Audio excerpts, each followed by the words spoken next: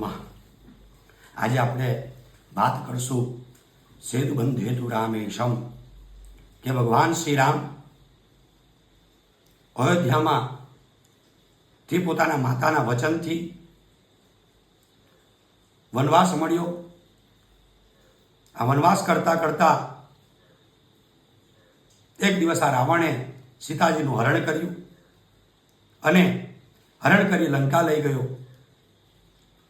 ભગવાન શ્રી રામ અને લક્ષ્મણ સીતાજીને શોધતા શોધતા કિષ્કિંધા પહોંચ્યા। ત્યાં એમની મિત્રતા સુગ્રીવ સાથે થઈ અને એમના પરમ ભક્ત હનુમાનજી એમની મુલાકાત થઈ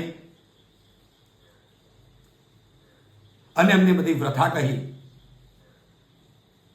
સુગ્રીવે એમની વ્યથા કહી। આથી ભગવાન શ્રી રામે પ્રથમ સુગ્રીવને પોતાનું કિષ્કિંધા રાજ્ય અપાવ્યું અને પછી સુગ્રીવે ભગવાન શ્રી રામની સીતાજીને શોધવા માટે સહાય કરી। આ વાનરો ને સીતાજીને તપાસ કરવા માટે મોકલ્યા અને સમાચાર લઈને આવ્યા કે સીતાજી લંકામાં અશોક વાટિકામાં બેઠા છે। આમ કહી ભગવાન શ્રી રામને ખબર પડી। આથી ભગવાન શ્રી રામ અને સુગ્રીવનું વાનર સેના સાથે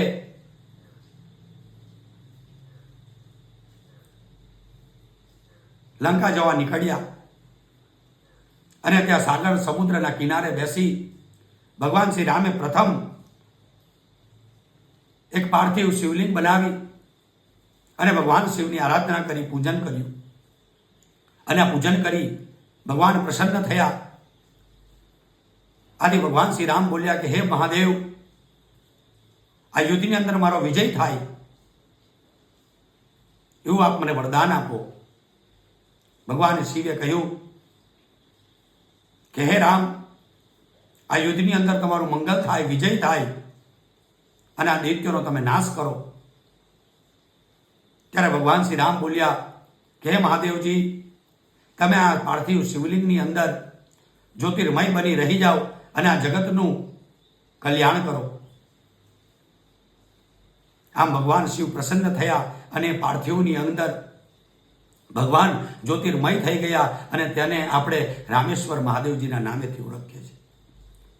આ રીતના રામેશ્વરની ઉત્પત્તિ થઈ અને રામેશ્વર મહાદેવજીના દર્શન કરવાથી, એના પર અભિષેક કરવાથી મોક્ષ ગતિની પ્રાપ્તિ થાય છે।